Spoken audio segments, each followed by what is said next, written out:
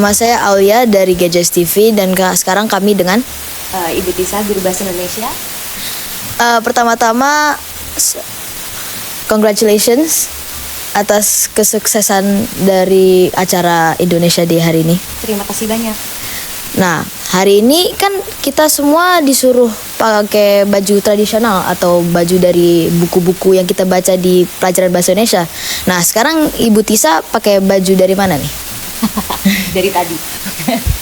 Saya karena merupakan bagian dari Book Week Committee ya. Jadi sebenarnya Indonesia Day itu adalah subkomitinya Book Week. Jadi hari ini saya menggunakan seragam dari Book Week. Tapi bawahnya saya menggunakan tenun Indonesia. Oh, oke. Next, menurut Ibu Tisa tantangan terbesar di acara hari ini itu apa ya? Tantangan terbesar?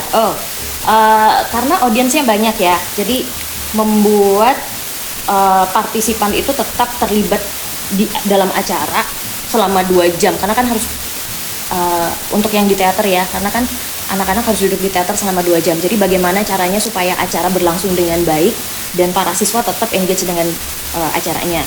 Terus kalau secara umum karena memang personilnya sedikit ya, jadi membagi tugas itu agak sulit. Tapi karena untung Bahasa Indonesia guru-gurunya bekerja dengan baik ya, jadi segala sesuatunya bisa teratasi dengan baik. Dan juga dibantu oleh guru-guru dari departemen lain, contohnya Pak Irwan yang membantu meliput ya, bersama kalian juga dari GBS TV, itu sangat membantu kami. Oke, thank you. Menurut Ibu, apa saja bisa Sorry, can I check my questions again?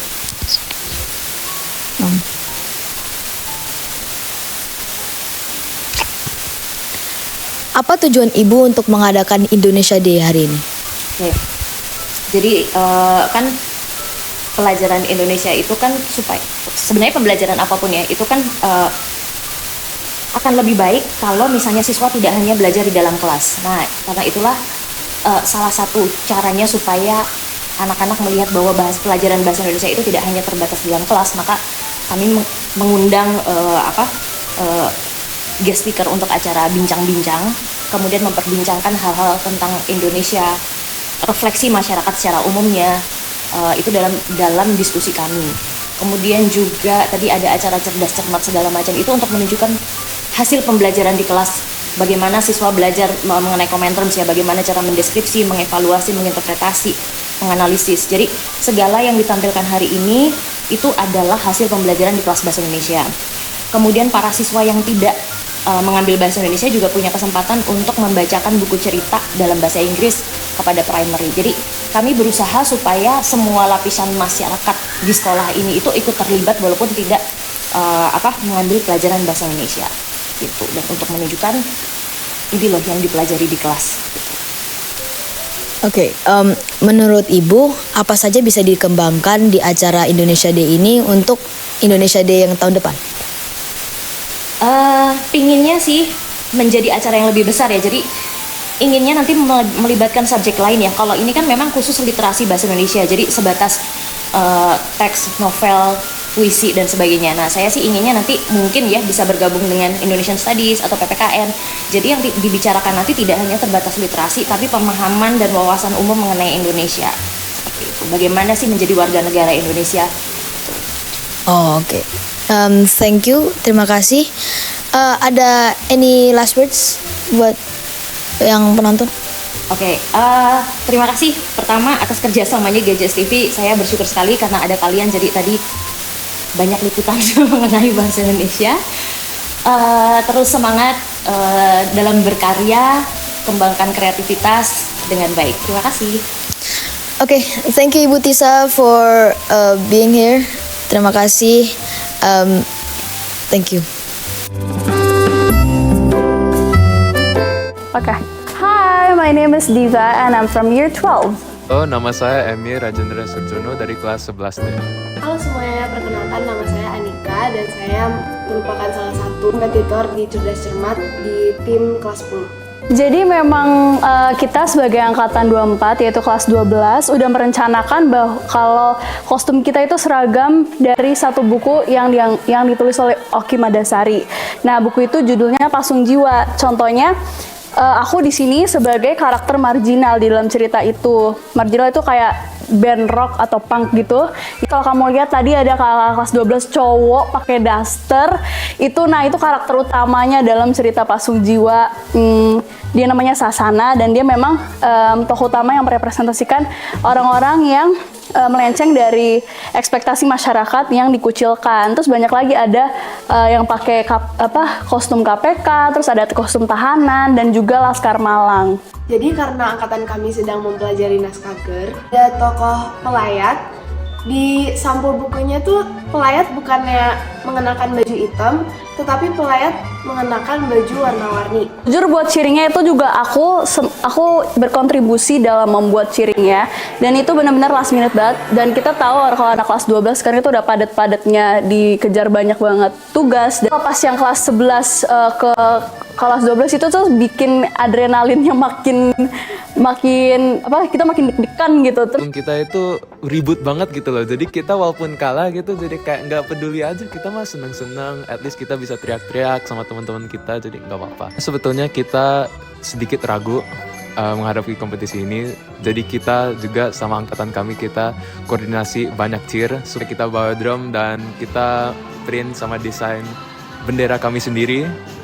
Supaya walaupun kita kalah cerdas cermatnya, setidaknya kita nggak kalah cheernya dan ributnya. Salah satu sumber penyemangatan tuh seharusnya ada di supporter ya. Dan kelas 10 persiapannya lumayan matang.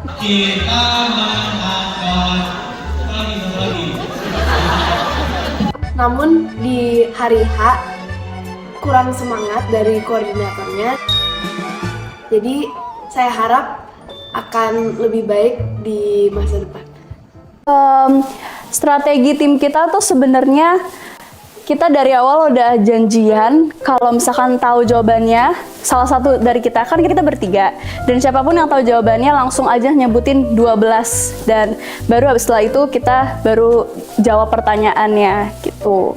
Strategi utama kita adalah sebelum kompetisi cerdas cermat, kami mengumpulkan semua buku yang kita pelajari dari kelas 7 sampai kelas 11, dan kami bareng-bareng tulis berbagai notes yang kita pernah catat dalam buku catatan kami, dan kita bareng-bareng membahas catatan tersebut.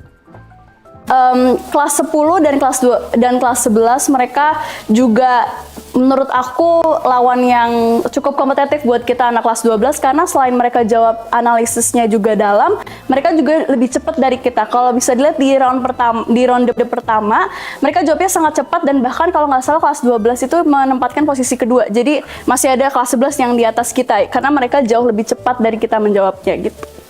Pastilah kita seharusnya memperbaiki jawaban kita dan attitude kita kepada kontestan lain, dan kita harus menghadapinya lebih serius, dan bukan hanya memikirkan tentang cheer-cheernya, tapi tentang menang cerdas cermatnya juga. Kalau menurut aku kelas 10 strength-nya itu analisis mereka sangat baik, sangat terstruktur, poin mereka ada dan analisisnya dalam banget. Tapi kalau kelas 11 itu mereka persiapannya bagus banget, karena pas mereka misalkan ditanya kelas 11 itu mereka langsung jawab dengan yakin dan dengan tentunya tepat juga. Tapi mungkin kekurangan yang aku lihat di dua-duanya itu mereka masih mungkin karena takut salah atau gimana, tapi mereka masih terpatok pada skrip atau kertas yang mereka pegang, dan itu mengurangi interaksi dengan audiens dan juga juri gitu. Tentunya kami tidak merasa terintimidasi, tetapi kami merasa lebih berterima kasih atas kesempatan yang telah diberikan oleh guru-guru bahasa Indonesia kepada kami. Kami merasa sangat bersyukur dapat meraih peringkat 2 di lomba cerdas cermat ini, karena kami selisihnya dengan kelas 12 yang juara 1 hanya 10 poin. Jadi ini merupakan opportunity atau kesempatan yang sangat positif bagi kami anak kelas 10. Last words aku mau bilang makasih sih buat guru-guru bahasa Indonesia yang udah membuat event ini, karena ini sangat-sangat membuat hubungan di antara angkatan itu sangat erat gitu kan. Kita jadi punya secara tidak langsung terpaksa untuk kerjasama dong. Gimana nih kita bikin cheering, gimana nih, dan aku sama teman-teman grup aku juga harus bikin gimana nih kita mau persiapin apa supaya kita pas cerdas cermatnya penuh dengan persiapan gitu, nggak kosong gitu kan. Nah itu tuh melatih kerjasama dan itu sangat berguna untuk solidaritas angkatan. Jadi terima kasih buat semua guru-guru bahasa Indonesia yang ada di Global Jaya. Terima kasih.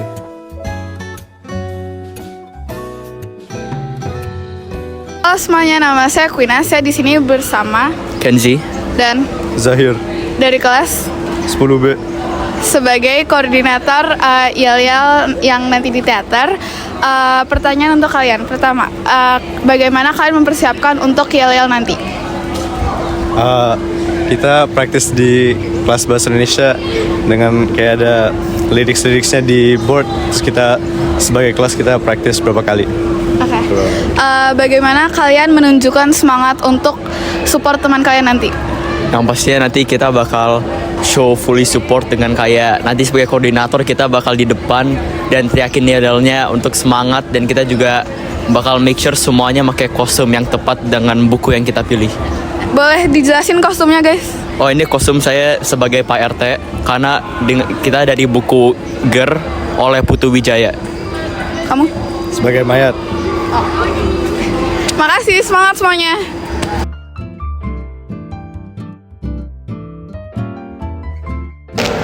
Halo semuanya, aku Seva dari kelas 11. Di sini aku akan menginterview ketua dari supporter angkatan 25. Oke, di sini aku sama Faren. Oke. Pertanyaan pertama, aku mau nanya kalau preparation kalian atau persiapan kalian untuk acara cheering supporter angkatan kalian gimana nih? So far kita sebenarnya agak mendadak dikit ya, karena kita H-2 baru latihan dan kita harus agak buru-buru bikin lirik buat cheeringnya. Kemudian kita harus mengisi nama-nama orang yang mengikuti acara hari ini, yaitu di teater nanti buat cerdas cermat. Jadi agak ribet, namun kita menyukainya. We love it. Oke, pertanyaan kedua, kalian gimana nih rencananya cara untuk nunjukin semangat angkatan kalian? Jadi untuk memperlihatkan semangat angkatan kita itu kita udah ada beberapa cara ya. Pertama yang pasti kita ngomong dulu nih ke teman-teman yang lain bahwa ini tuh kita tuh lakuin ini tuh semua tuh buat dukung teman-teman kita gitu kan yang bertanding di cerdas cermat tersebut. Jadi harus dong support biar angkatan kita tuh solid gitu. Nah yang kedua juga kita juga nanti buat nambah semangat ada drum, nanti juga kita ada ini ada bendera buat apa? Biar memperlihatkan semangat angkatan kita. Halo semuanya, aku Seva. Di sini aku sama kakak kelas 12 ada Sumaya, Atila, Adriela, Nisa. Oke, aku mau nanya nih, ini udah selesai cheering kan? Gimana tanggapannya sama cheering yang tadi? Bagus banget, seru banget. Seru, lumayan kompak. Seru banget, agak rusuh dikit, tapi seru banget. Rusuh sih, cuman ya solid, keren. Persiapannya emang kayak gimana sih kemarin untuk cheeringnya? Kayak gimana? Jujur, kurang ada persiapan. Jadi kita dengan spontan, Lebih on the biasa, on the spot. Terus kita go with the flow aja sih, ikutin arusan dengan solidaritas kami. Dan pakai cheering-cheering yang udah ada juga. Ya. Dimodifikasi Ya. sedikit. Oke. Dan terakhir, kalian percaya diri gak bakal menang untuk cheering? Udah menang. Udah menang. Cerdas cermat ya. Itu cerdas cermat. Oh yang cheering belum ya? Belum, ya. Bisa. Percaya diri lah. Percaya diri. Kan angkatan 24. Angkatan 24 Kan yang global. punya Global Jaya, yang punya Emerald. Global Jaya. Global Jaya siapa yang punya? Yang punya 24. Wih, ulang begini itu. Global Jaya siapa yang punya? Global Jaya siapa yang punya? Yang punya 24. Halo halo semuanya. Hari ini saya bersama Oki Madasari yang merupakan tamu di GJS untuk Indonesian Day kita hari ini. Dia adalah seorang penulis Indonesia dan Mata adalah salah satu bukunya. Jadi Ibu sudah berapa lama menulis? Sudah lama saya menulis, tapi novel pertama saya terbit tahun 2010. Jadi kira-kira sudah 13 tahun dan dalam waktu 13 tahun ini saya sudah menerbitkan 10 buku fiksi. Jadi apa yang membuat Ibu mulai menulis pada mulanya? Pada mulanya saya memang suka kegiatan menulis dari zaman seperti kalian masih SMP, SMA itu saya sudah senang nulis di mading. Saya sudah senang nulis di majalah sekolah. Lalu kemudian setelah graduate dari jurusan International Relation, saya menjadi jurnalis. Tapi kemudian setelah berkarir di jurnalis, saya merasa bahwa wah, ruang fiksi lebih memadai ini untuk mengekspresikan kegelisahan dan kreativitas. Nah, itu karena saya sangat percaya pada kekuatan fiksi. Ketika seseorang membaca fiksi, dia akan bisa terpengaruh, bisa akan diusik kesadarannya. Nah, karena itu saya nulis fiksi.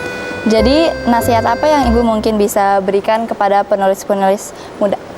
Tidak mungkin ada orang bisa menulis tanpa membaca. Jadi untuk penulis-penulis muda harus lebih banyak membaca dan tidak hanya membaca buku tapi juga baca realita di sekitar kita. Lebih banyak mengamati, lebih banyak melihat dengan kritis. Itu akan menjadi sumber inspirasi dari tulisan-tulisan kita. Jadi buku apa saja yang Ibu bisa rekomendasi ke? Banyak sekali. Saya bisa dikatakan saya baca berbagai jenis buku dari fiksi sampai non-fiksi. Saya sendiri juga PhD di bidang social science. Jadi saya juga pembaca buku-buku social science. Tapi mungkin kalau teman-teman memulai baca fiksi di Indonesia bisa baca karya-karya Pramudia Anantatur. Itu memberi inspirasi pada saya bagaimana karya sastra harusnya didedikasikan untuk menyuarakan nilai-nilai kemanusiaan. Dan Ibu udah pernah mengalami writer's block belum? Dan kalau sudah, kira-kira bagaimana bisa mengatasinya? Saya orang yang percaya bahwa writer's block itu mitos. Jadi writer's block itu nggak ada. Yang ada adalah kita kehabisan bahan untuk nulis, atau mungkin kita kecapean, kita benar-benar butuh waktu untuk istirahat. Salah satu cara untuk mengatasi writer's block adalah riset lagi. Dengan riset kita kembali punya bahan untuk nulis. Oke. Makasih ya, Bu. Oke, makasih. Udah.